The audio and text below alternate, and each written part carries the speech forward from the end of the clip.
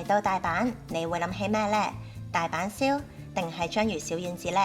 喺日本大阪享負盛名嘅串炸店 Jang Kushikatsu 喺香港都開咗啦。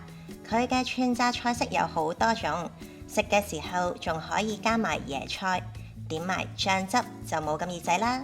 呢度嘅招牌串炸包括蝦、沙串魚、牛肉同埋蓮藕，而 Minna 就私心推介炸芝士，熱熔狀態下嘅芝士真係冇得輸啊！另外仲有炸半熟蛋，一切開就見到佢嘅流心蛋黃，望見都想食。同埋香港店特有嘅咖喱飯串炸。